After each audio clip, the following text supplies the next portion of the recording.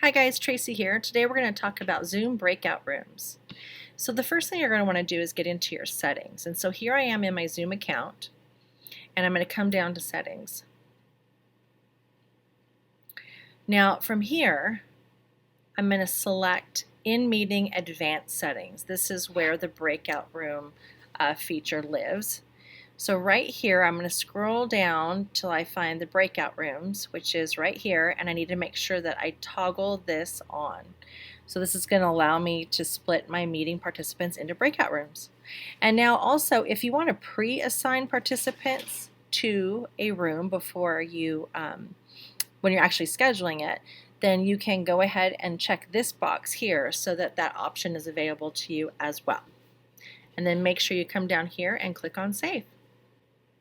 So next we are going to jump into my class Zoom meeting and create breakout rooms.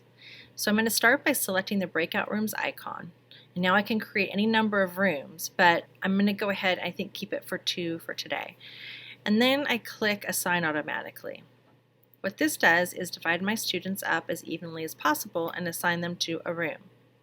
Now I can go in and change the name of each room if I want to. So I'm going to rename this one Text 1 because students are analyzing a particular text, and this one to Text 2 for a different text.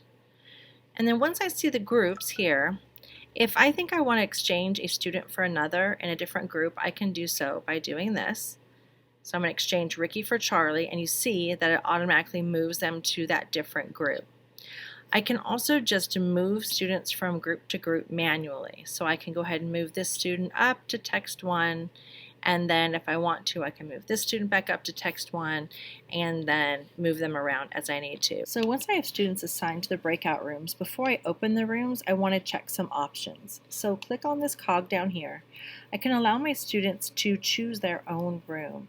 So in this example, they'd be able to choose between the Text 1 or Text 2 room. This option I always check. I want students to be able to come back to the main room if they need something like clarification of instructions or something like that. This option right here is for when you pre-assign students before launching your Zoom meeting. So this is where I showed you the option for this in my meeting settings earlier in this video. And then this here allows me to have my rooms automatically close after a specific amount of time.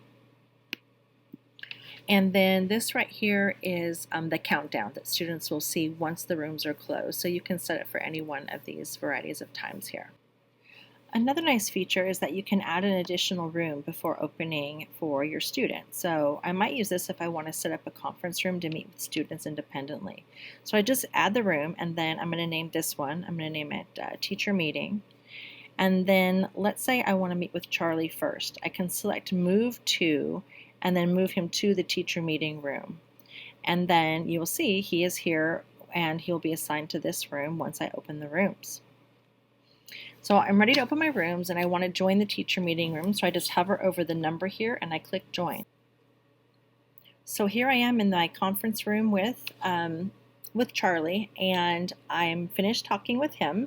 So I'm going to click back here on my breakout rooms and I'm going to move him back into a different breakout room. So he's going to go back into a different breakout room, and I am going to move my other student in. I'm going to move Daisy over so that Daisy and I can have a conference. So she's going to move into my breakout room with me so that we can chat. So another way to use your breakout rooms is you can come in here and assign manually.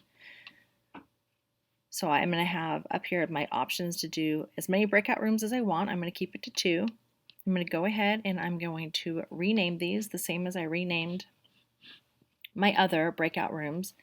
So I have my Text 1 and Text 2.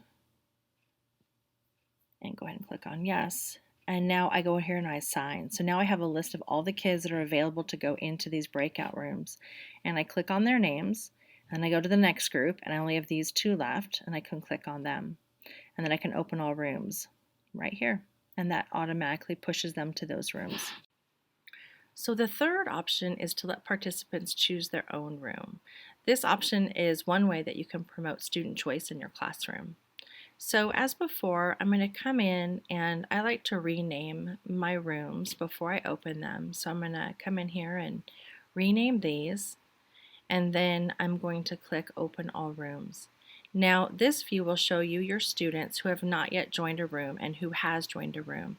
So you're going to want to give them some time. However, if you find you have one or two stragglers, you can manually assign them to a specific room.